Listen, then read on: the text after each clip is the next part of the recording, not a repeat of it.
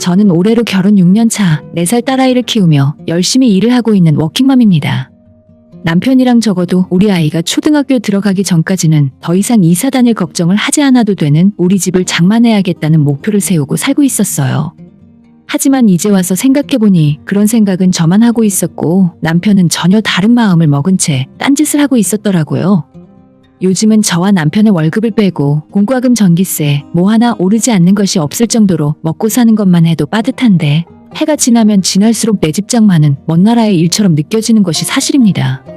이러다가는 아이 대학 졸업하고 나서도 전셋집을 벗어나기 힘들 것만 같아서 불안하고 오히려 나중에는 월세를 살아야 하는 게 아닌가 하는 불안함이 점점 커지더라고요. 저는 남의 집에 전세 살면서 집주인 눈치 봐야 하고 2년에 한 번씩 이사 다녀야 할지도 모른다는 압박을 받는 것이 너무나도 싫었고 특히 아이가 학교에 들어간 뒤에는 내 집을 장만해서 정착하며 살고 싶었습니다.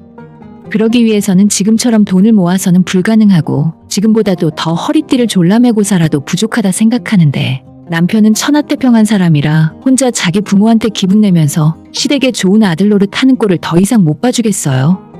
정말 아이를 생각하면 참고 사는 것이 맞다고 생각하지만 한편으론 저와 아이를 위해 이쯤에서 빨리 정리하는 것이 더 낫겠다 싶더라고요. 남편과 저는 맞벌이를 하고 있는데 우리 두 사람이 회사에서 연차도 비슷하고 연봉 차이도 별로 크지 않습니다.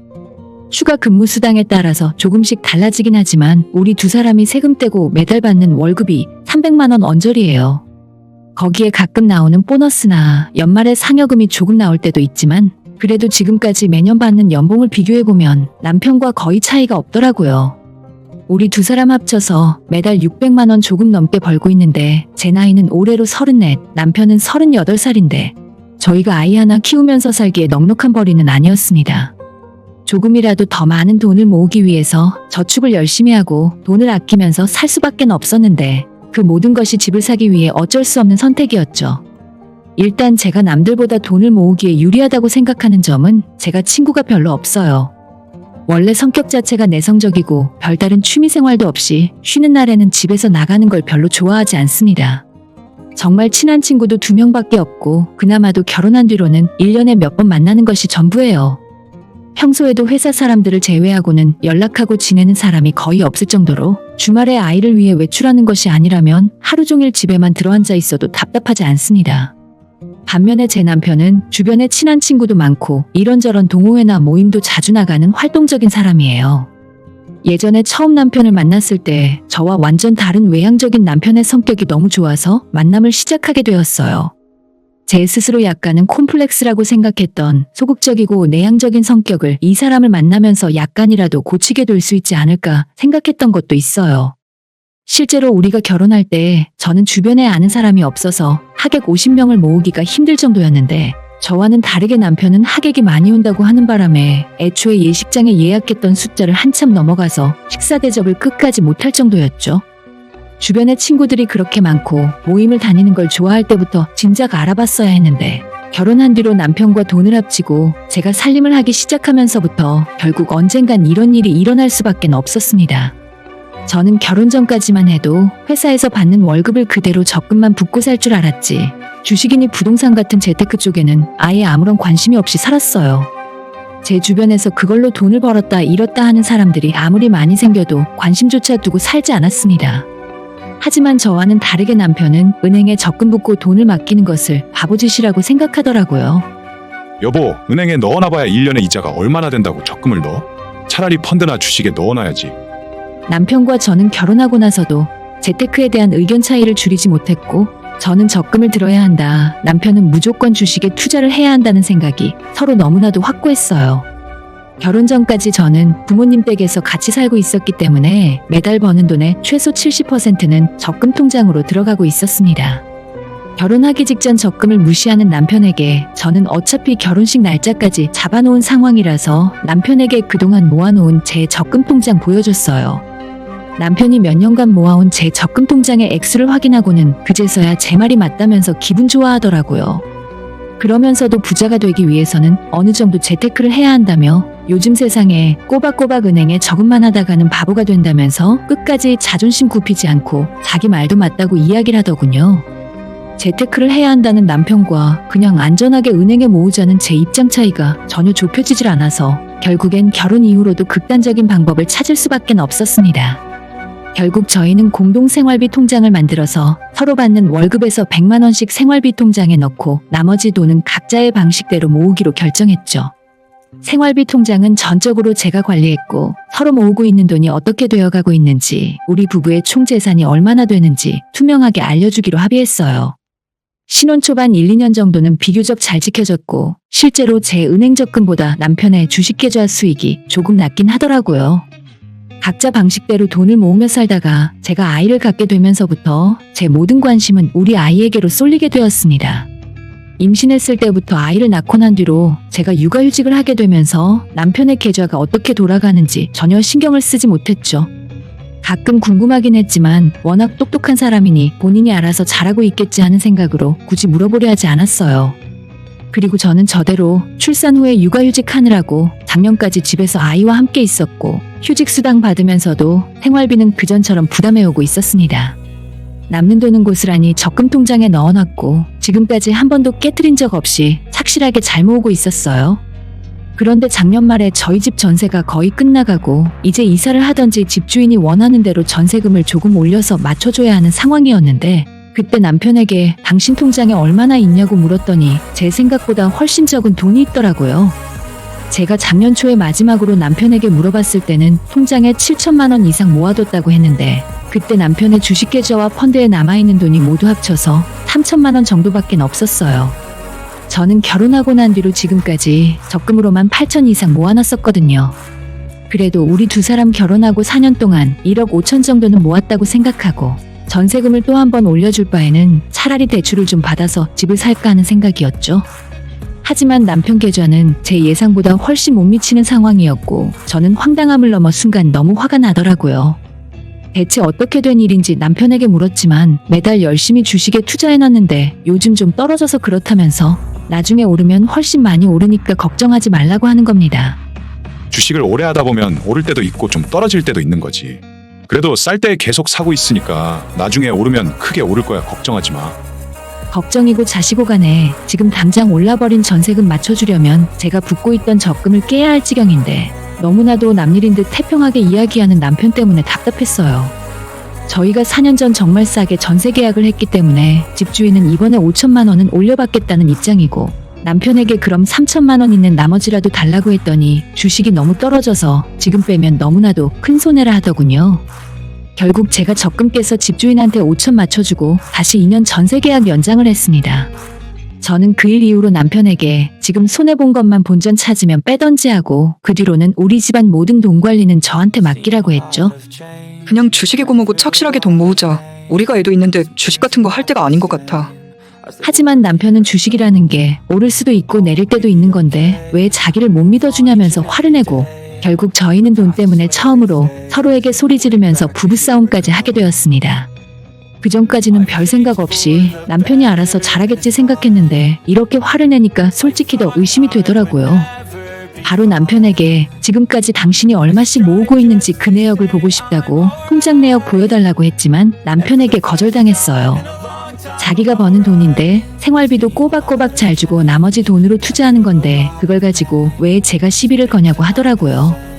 결국 몇 날 며칠 싸우기만 하다가 아무런 결론을 내지 못하고 소득 없이 흐지부지 넘어갔습니다. 그날 이후로도 저는 계속 하던 대로 적금을 붓고 이전과 똑같이 돈을 모으며 살고 있었어요. 하지만 예전에는 남편이 알아서 잘하겠지라는 생각으로 믿고 있었다면 이제는 저희의 미래가 너무 불안하고 남편이 돈을 주식으로 다 까먹을까봐 항상 불안한 마음이 들더라고요. 자꾸 말을 꺼내면 싸우게 되는 것이 싫어서 돈에 대해서는 생각하지 말아야겠다 싶다가도 남편이 까먹은 돈이 너무 아까워서 밤에 잠도 제대로 오지 않을 지경이 되었습니다. 결국 남편과 잦은 말싸움 끝에 결혼하고 지금까지의 남편 월급 통장 내역과 카드 사용 내역까지 전부 다 보여달라고 요구했어요. 제 통장은 물론 생활비 통장까지 전부 다 보여주겠다고 했습니다. 남편은 제 말에 너무 기분이 나쁘다면서 이렇게 하나하나 감시할 생각이라면 앞으로 돈 관리는 전부 저보고 다 하라는 등 성질을 냈지만 저는 우리 사이에 잃어버린 믿음을 다시 찾기 위해서는 이 방법밖엔 없다고 생각했습니다. 그렇게 반강제적으로 열어보게 된 남편의 월급 통장은 정말 너무나도 처참했어요. 저는 월급이 들어오면 생활비를 먼저 입금해놓고 그 뒤에 바로 일정 금액을 적금 통장에 넣습니다. 한 달에 용돈 30만 원만 제가 쓰고 나머지는 건드려 본 적도 없습니다. 우리 부부 먹고 쓰는 것과 핸드폰 요금까지 전부 공동생활비로 해결 가능하니까 사실상 용돈은 많이 있어봤자 별로 쓸 일도 없고 가끔 필요한 옷이나 물건을 사는 정도면 충분했어요. 하지만 남편의 씀씀이는 저와는 전혀 다르더라고요. 자기 기분 내키는 대로 돈을 써대고 저는 전혀 모르는 카드 할부까지 쓰면서 매달 100만 원이 넘는 돈을 남편의 마음대로 사용했습니다. 본인 쓸 거 다 쓰고 남는 돈을 주식 통장에 넣으니까 어느 때는 50만 원밖에 못 모으는 달도 있고 어느 때는 100만 원 정도 모으는 때도 있었어요. 술값으로도 많이 쓰고 있었지만 무엇보다 제가 이해할 수 없었던 부분은 매달 월급 받고 하루 이틀 후에 일정한 금액이 꼬박꼬박 시어머니 이름으로 빠져나가고 있더라고요. 그래서 이게 뭐냐고 남편에게 추궁했더니 자기 엄마한테 용돈을 주고 있었답니다. 그 이야기 듣는데 또 한 번 열이 받고 혈압이 오르더라고요. 지가 번 돈 자기가 마음대로 쓰고 살 거라면 뭐하러 저랑 결혼하고 애까지 낳고 산답니까? 저는 천하의 불효녀라서 친정에 용돈 한 번 제대로 못 주고 살고 있고 남편은 부모 생각 많이 하는 효자라서 한 달에 30만 원, 50만 원씩 턱턱 시어머니한테 보내주는 걸까요? 생활비 통장에 남편이랑 제가 100만 원씩 모았기 때문에 사실 그 돈으로 아껴서 살림하면 매달 조금씩 돈이 남아요. 그걸 여윳돈이라 생각하고 모아뒀다가 양가 부모님 생신이나 어버이날 같은 때 20만 원 정도 용돈으로 보내드리고 있었거든요. 저라고 우리 친정부모님에게 매달 용돈 보내주고 싶지 않았을까요? 뻔히 우리 지금 상황 알면서 자기 혼자 3년 넘는 시간 동안 효자처럼 기분 내고 살았다는 것이 저는 솔직히 용납할 수가 없었습니다. 그때 정말 남편이랑 크게 싸웠어요. 저는 이혼까지 할 생각이었고 남편에게 돈 문제 해결 제대로 못한다면 앞으로는 나 혼자 우리 아이 데리고 친정 들어가서 살겠다고 이야기할 정도였습니다. 당신 혼자 기분 내고 맘대로 쓸 거라면 그냥 이혼하고 혼자 살아. 누구는 부모님한테 효도할 줄 몰라서 악착같이 돈 모으며 바보처럼 사는 줄 알아? 결혼하고 처음으로 남편에게 이혼 이야기를 꺼냈었고 그때 남편도 충격을 받았는지 다시는 안 그러겠다면서 저한테 주식과 월급 통장을 맡기고 매달 용돈 받아쓰기로 저와 합의했습니다. 그렇게 통장을 다 제가 관리하게 되면서 살펴보니 남편이 실제로 주식에 넣고 있던 돈은 얼마 되지도 않았고 나머지는 본인 마음대로 쓰고 있었어요. 제가 남편 통장의 관리를 맡기 시작한 뒤로 주식이고 뭐고 다 팔아버리고 은행에 정기예금 통장 만들어서 전부 넣어버렸죠. 남편에게도 용돈을 조금 넉넉하게 주고 모자라면 저한테 더 받아서 쓰기로 약속하고 남편이 쓰고 있던 카드부터 뺏었습니다. 당연히 남편이 저 몰래 보내고 있던 시부모님 용돈마저도 그때부터 싹 다 끊어버렸죠. 그로부터 얼마 후에 시어머니를 만났을 때 제게 용돈 끊어서 서운하다는 말씀을 하셨지만 저희 집 살 때까진 어쩔 수 없으니 조금만 기다려달라 했어요. 어차피 저희 시부모님들 그 돈 없다고 굶어 죽는 것도 아니고 아버님께서 아직 일을 하시기 때문에 당장 먹고 살 생활비 걱정을 할 정도도 아닙니다. 양가 부모님에게 효도는 몇 년만 뒤로 미루기로 하고 일단 저희부터 살고 봐야죠. 남편도 처음에는 쓸 돈도 없다고 용돈이 부족하다며 난리였는데 최근 들어서는 본인 용돈에 적응했는지 적당한 선에서 친구들도 만나고 잘 지내는 것 같더라고요. 그나마 가장 큰 문제는 남편이 아는 사람들도 많고 워낙 정기적으로 하고 있는 모임이 많다 보니 경조사 비용만 해도 매달 20만 원씩 들었습니다.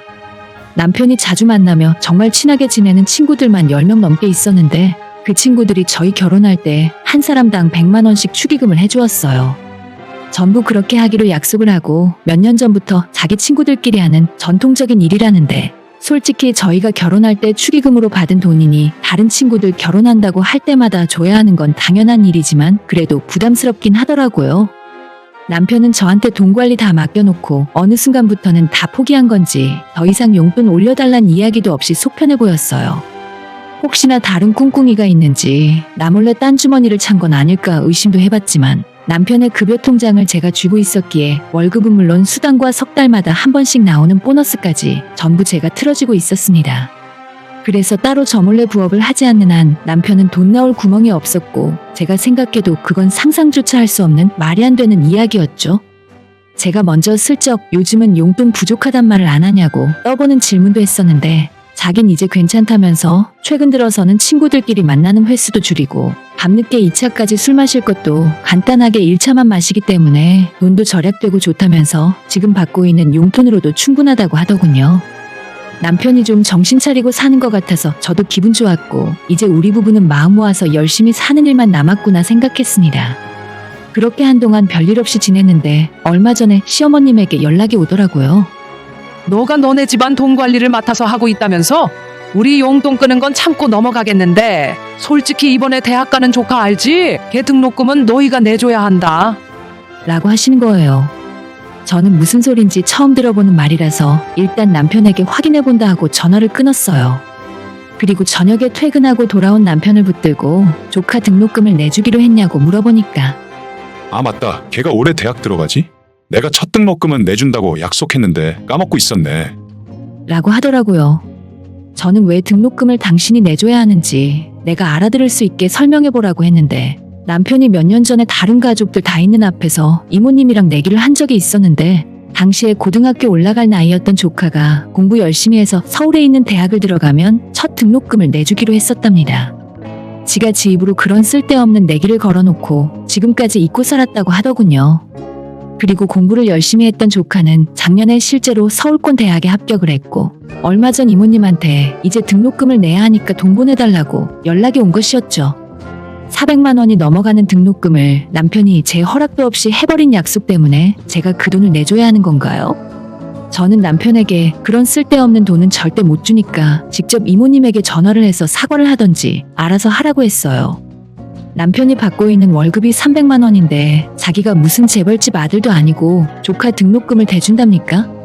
제가 못 준다고 했더니 남편 얼굴이 울상이 되면서 이모님이 예전부터 좀 집요한 면이 있다면서 그거 안 주면 앞으로 내내 시달리고 피곤해질 거라 하더군요. 저도 화가 머리끝까지 나서 내가 한 말도 아니니까 알 바 아니고 정 그렇게 내주고 싶으면 주말에 알바를 하던지 해서 따로 돈 벌어서 내주라고 해버렸어요. 남편은 한참 저를 조르더니 씨알도 먹히지 않자 그냥 안 하고 말겠다면서 방으로 들어가 버렸어요. 우리 애도 한참 크고 돈 들어갈 곳도 많은데 40만 원도 아니고 400만 원이라니요? 식구들끼리 내기를 해도 무슨 그런 내기를 한답니까? 그렇게 저는 돈 못 주겠다고 남편에게 이야기했고 그 상태로 시간이 일주일 정도 더 지났어요. 시어머니가 또다시 제게 연락을 하시더니 너가 등록금 못 내주겠다고 했다면서? 너 겨우 그런 푼돈 때문에 친척 식구들 사이에서 우리 집안이랑 내 아들을 우습게 만들려고 작정했냐?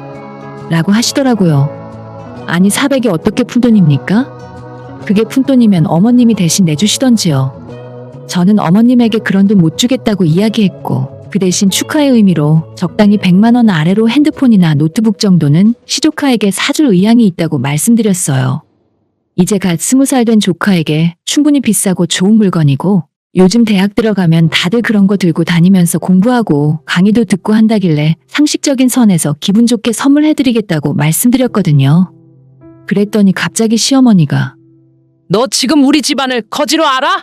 너가 그렇게 쫌생이처럼 구니까 내 아들까지 우스워지는 거야. 라며 역정을 내시더라고요. 아니 그럼 식구들끼리 반농담으로 한 장난에 정말로 400만 원이 넘는 돈을 내야 하는 건가요? 남편은 저한테도 단단히 삐졌는지 자기 월급 전부 제가 관리하고 있으니 본인은 아무것도 모르겠다 배째라 하는 상황이고 결국 시댁 집안에서 저만 나쁜 사람 되더라고요.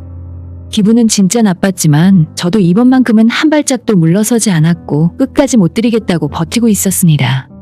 결국 그러는 사이에 이모님의 돈 달라는 소리가 듣기 싫었던 시어머님이 남편 대신 조카의 등록금을 내주셨고 그 일 때문에 시댁에서 저는 완전 구두쇠에 싸가지 없고 시부모 알기를 우습게 아는 며느리로 낙인이 찍혀버렸습니다.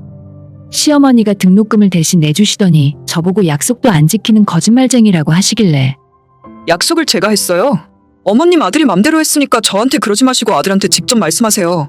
그리고 푼돈 400이라고 했으니까 너무 아까워하지 마세요. 지금까지 남편이 저 몰래 어머님한테 드린 용돈이 훨씬 더 많을걸요? 라고 말대꾸를 했더니 또다시 노발대발 화를 내시면서 앞으로는 꼴도 보기 싫으니까 시댁의 얼굴도 비추지 말라고 하셨어요. 너 같은 건 며느리도 아니야. 정말 꼴도 보기 싫으니까 앞으로 우리 집에 찾아올 생각하지도 마. 저는 어머님의 말씀을 듣고 솔직히 잘된 일이다 싶었어요. 결혼하고 지금까지 생각해보면 시댁 사람들이 뭐 하나 도움된 거 없었는데 이번 기회에 먼저 인연 끊자고 하시니 솔직히 좋더라고요. 그 뒤로 저는 지금까지도 시댁에 찾아갈 일 있으면 남편이랑 우리 애만 보내고 저는 혼자 집에 있습니다. 시부모님도 저를 찾지도 않고 집안에서 원래 없는 사람 취급한다 하시더라고요.